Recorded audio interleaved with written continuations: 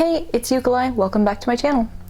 So today we are talking about the Harry Potter rewrite that I've been working on, a massive fan fiction rewriting the Harry Potter series, and we are now on chapter 3. So before we dive into chapter 3, I do want to talk about a few things. One, you will have noticed that chapter 3 is not on fanfiction.net. Whenever you go to chapter 3, basically, on fanfiction.net, you get this message from me instead that says, I am done with fanfiction.net's bullshit. When I tried to upload chapter 3 to fanfiction.net, it removed all of my formatting. And I had to go in and reformat it. And then I reformatted it, I hit save, it looked right.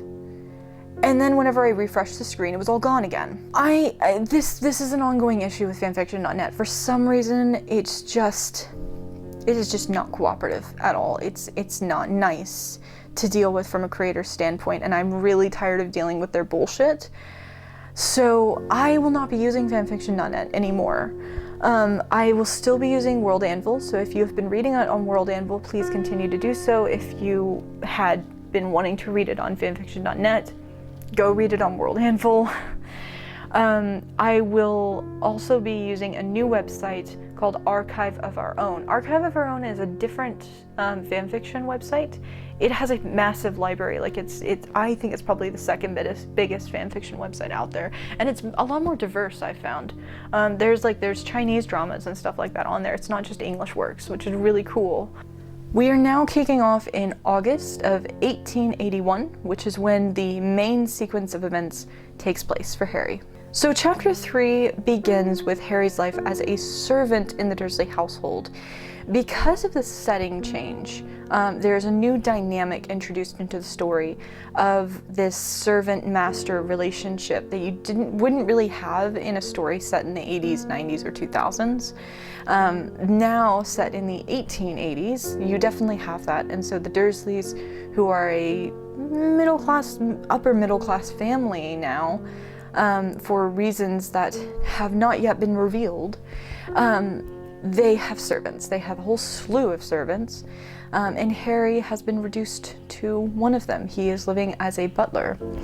Now, one of the first changes that I made to this story is that in the original books, Harry's name never changes. It's always Harry Potter throughout the entire books. I think that has to do with clarity and has to do with, the fact that the books are called Harry Potter, the audience expects it to be about Harry Potter and all of that stuff. But I am more concerned with the story itself making sense than appealing to a specific audience. So Harry does not keep the name Harry Potter while living at the Dursleys. He is instead called Harry Evans. This is to coincide with him being a bastard child. I talked a little bit about that last chapter. We start off the story on the day of Dudley's birthday, which I have changed from being in June to being August 15th.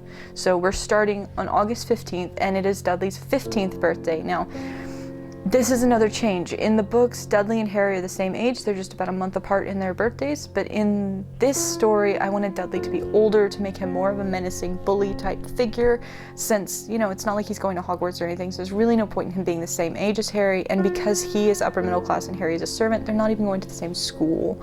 So the whole idea of him bullying Harry at school just doesn't really work anymore. It falls apart. So it fits Dudley to be older in this story instead.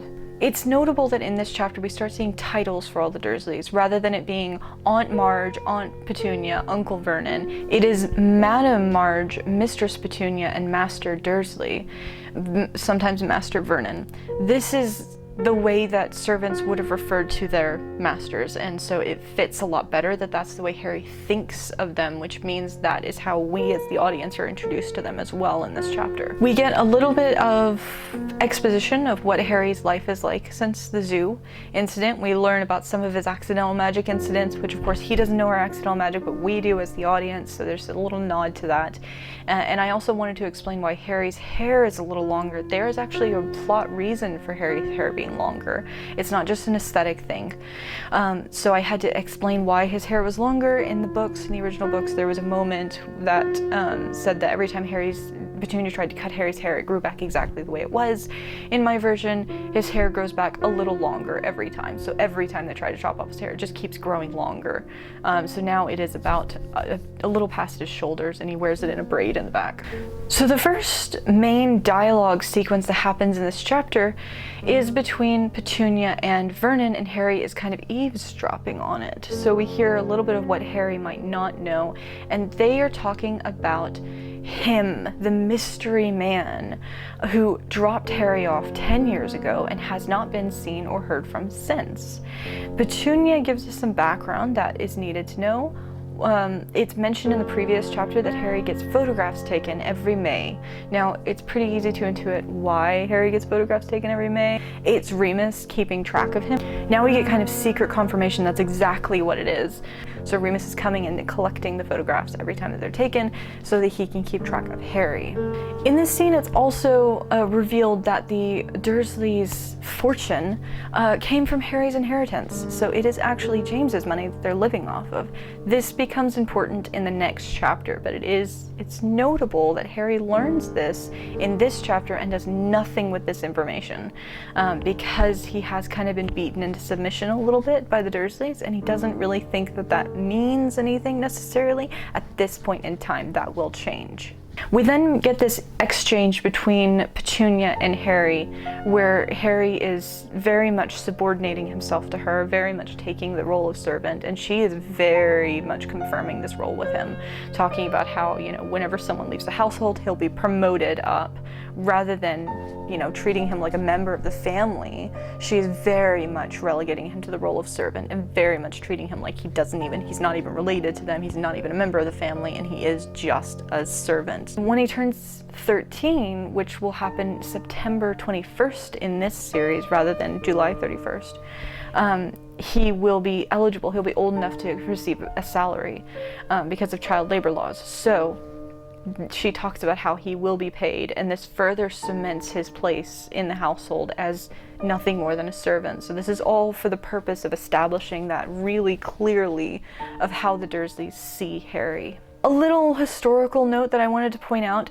In this chapter, Petunia mentions that Rose is ready for her first corset.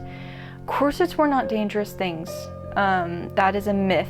That is absolutely a myth. A well-fitting corset is completely comfortable. You can do sports in it, you can do archery in it, you can go horseback riding in it. Like, it is not some torture device created by men for female sexuality or something like that. It's something ridiculous like that. Corset, I've worn a corset for over a week before. They're really comfy. There's nothing to worry about. Usually girls started wearing corsets around the age of 12 or 13 years old when they started puberty, and it actually looked like a tank top, basically. It had no boning in it. The training corsets, the beginning corsets, had no boning in them.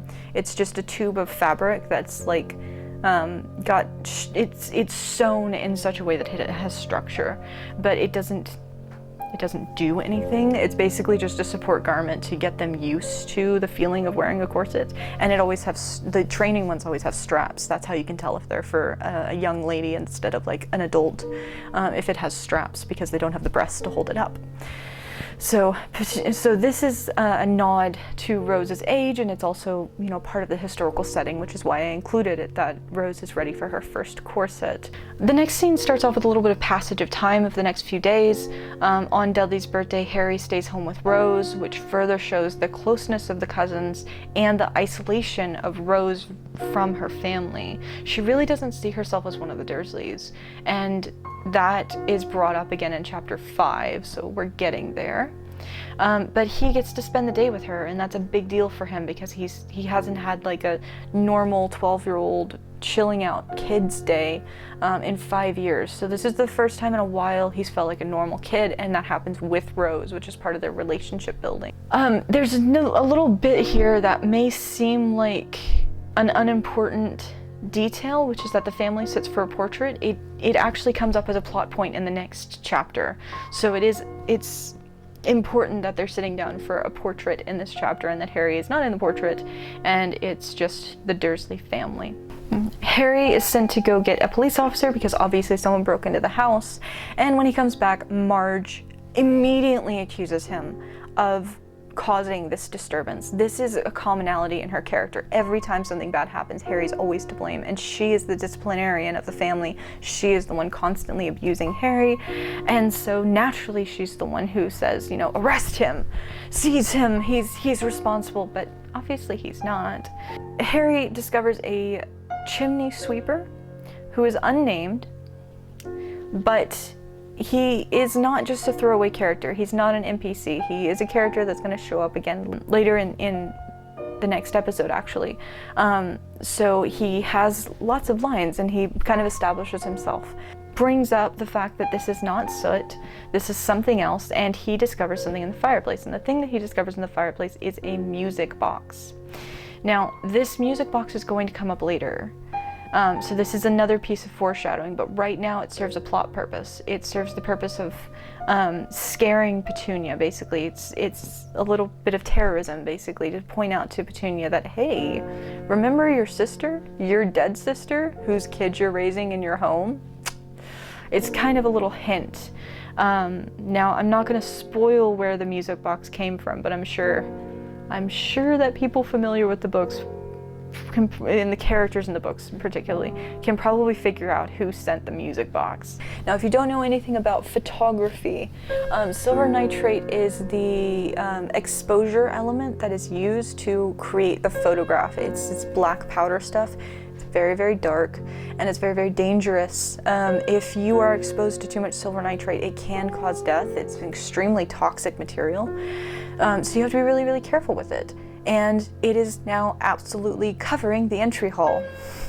Now, I'm sure when you were reading it the first time, you may have been like, oh man, this is a prank, maybe this is Remus Lupin. It is not. Remus Lupin would never have done something to put Harry in danger, which is another kind of hint that something else is going on here. Someone else is involved, someone else is in play in this situation, and to, you know, be aware, someone's trying to hurt Harry. Harry passes out, and when he wakes up, he is with Sean and Marie. Now, Sean and Marie are two servants in the household. Sean is a footman, Marie is a lady's maid.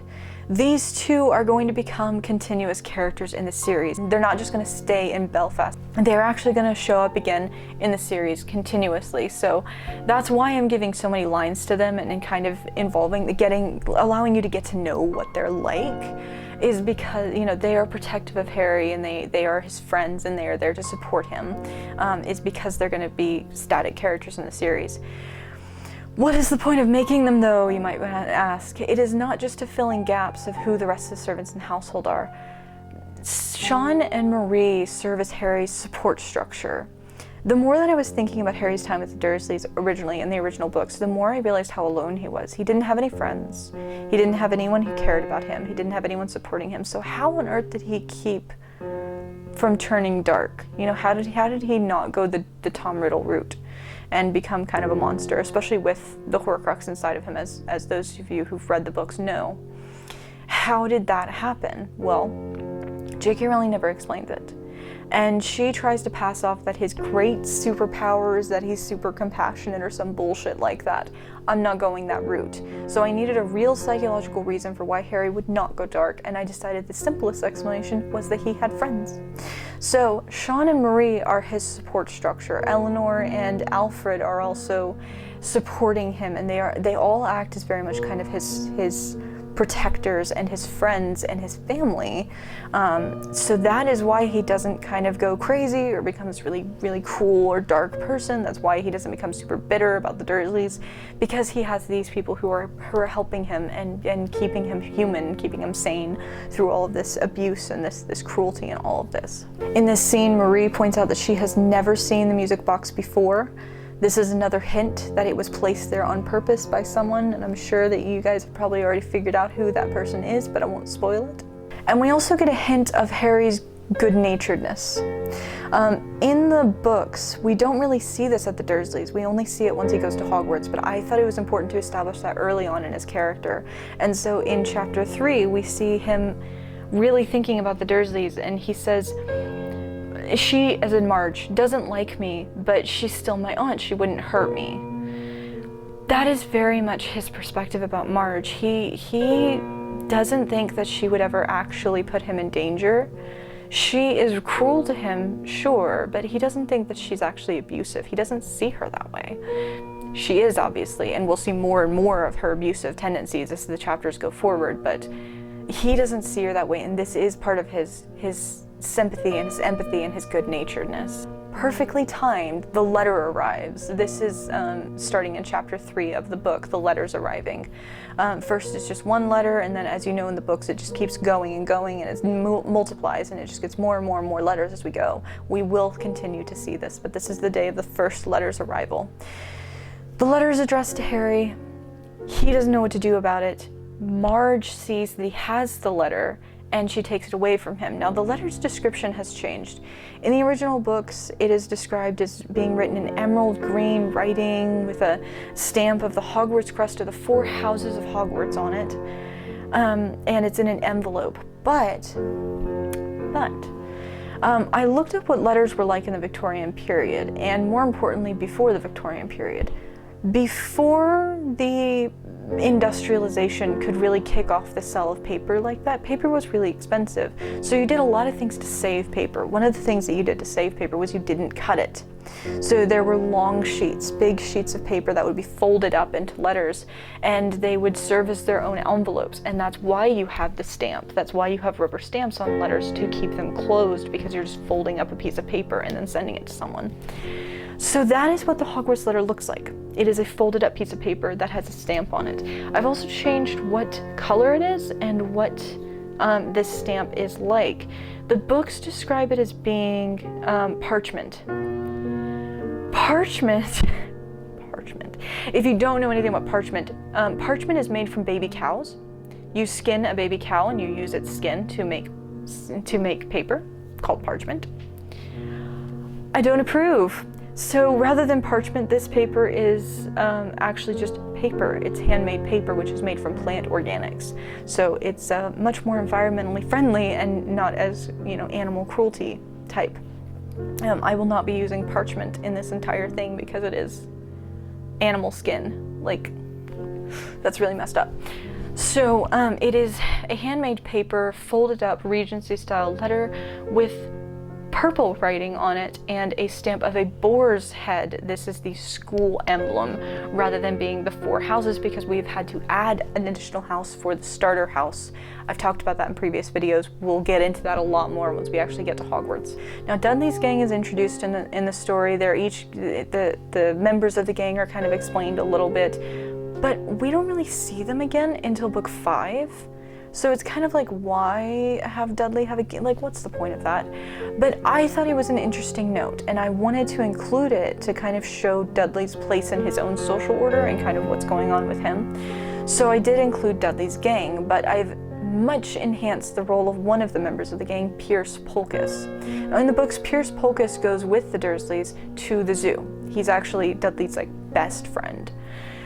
He is described as rat-faced, tall and lanky, and I thought that was a very great contrast to Dudley the fat whale. So we've got Pierce Polkiss, who is the arrogant rich brat, very similar to Draco Malfoy. There is a reason for that, which I will not reveal here. I do not want to spoil it, but there's a reason why he and Draco Malfoy have a lot in common. Anyone who knows about writing knows that you don't flesh out a character you only see once. Pierce will appear more later in the series. I won't reveal how or why, but he appears more later in the series, which is why I talk so much about him. And I established in this chapter that Pierce has a particular interest in Harry that isn't exactly kosher. He teases Harry a lot. He teases him about, he's not like, I don't want anything to do with you, you're a little rat, you're a brat, or anything like that kind of teasing. It's more like, let me do favors for you and come into my own and be my little servant. I want to be your master kind of situation, which of course his friends take to be him kind of overly interested in another boy, and so he's teased about maybe having a romantic interest in Harry, which of course Harry's just like, oh, how annoying. Harry sneaks off to go read the letter with Sean, but he's too scared about what the letter could contain. He's scared you know, what if it's from someone who knows me? Like, what could this be for my future? And so he asks Sean to open it. This is important that he asks Sean to open it. The Harry is not the one opening the letter. It is part of the sort of magic of the letters, that Harry is not the one opening them, and the result is that they are blank. On Sunday, the Dursleys were supposed to go to church, and they did not. In the books, the Dursleys don't go to church. But in 1880s Ireland, they went to church because everyone went to church, and if you didn't go to church, you were a heathen. So they go to church.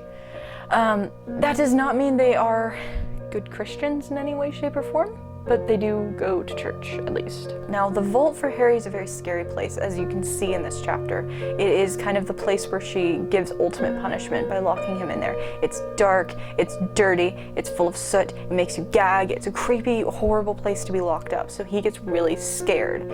Now, if you'll remember from the books, what activates accidental magic? Anger and fear. So by being locked in the vault, his accidental magic is activated, and Harry accidentally apparates out of the vault to another location. Now, I don't want to explain, because I don't want to spoil it, I don't want to explain how he goes from the vault to specifically this location. I want that to be explained later on. There's a spot for it later on in the story. But it is kind of a plot point that he goes specifically to this location. And the location that he shows up at is a ship, in the boiler rooms of a ship, to be very, very specific. Those boilers are actually really scary. They're massive. They kind of look like a face whenever you're looking at. They're really creepy things. So Harry freaks out and he tries to run out of the boiler room, and he meets one of these stokers. Stokers are the people who shovel coal into the boilers. So he meets one of them and they try to calm him down, and he's like, hey, let me get you out of here. And Harry's like, you look really familiar. Like, really familiar. And he notices that the stoker looks a lot like the chimney sweep, which is kind of weird. For plot reasons, hint, hint, wink, wink. They then meet an officer, and this officer is very kind to Harry, and he's very sweet to Harry, and he consoles Harry, and he's very nurturing.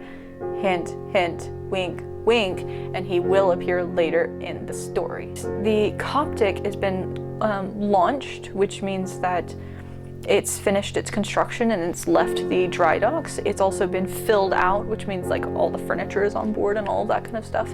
And it is now going through sea trials, which is like the test to make sure the engines work and everything like that. But these have been delayed a little bit. There's a thing about this. It's not just a throwaway note that these sea trials have been delayed. This is actually another foreshadowing of what is going to happen in the next chapter, in chapter 4. So it is important that this incident, that he showed up on this ship, and that this ship's sea trials were delayed. At the end of the chapter, Petunia has to go and pick up Harry from the police department. She tells them that James had debts, and that people from China probably wanted to kidnap Harry and sell him into the human trafficking ring or something like that. This is a lie. This is just her way of kind of brushing off the whole situation so that nobody looks into it too closely, because she doesn't want anyone to realize who Harry is, as per her promise to Remus Lupin. And at the very, very end of the chapter, you see this line of Harry thinking, how did I end up on that ship? And who was that familiar man? Is he really the same man? Why does he keep disguising himself in soot then? What does he want from me? So you've got this one guy who presented himself as a chimney sweep the first time that he met Harry, and then as a stoker on a ship the second time that he met Harry.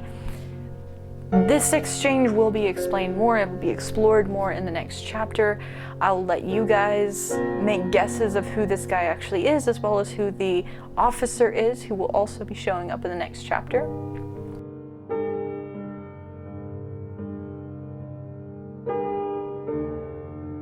If you like this video, give it a like. If you like the content of this channel and this project, give it a subscribe. And please, please, please comment. I do love the comments. So I will see you guys probably in a few days, because I still need to do the video for chapter 4. Ha!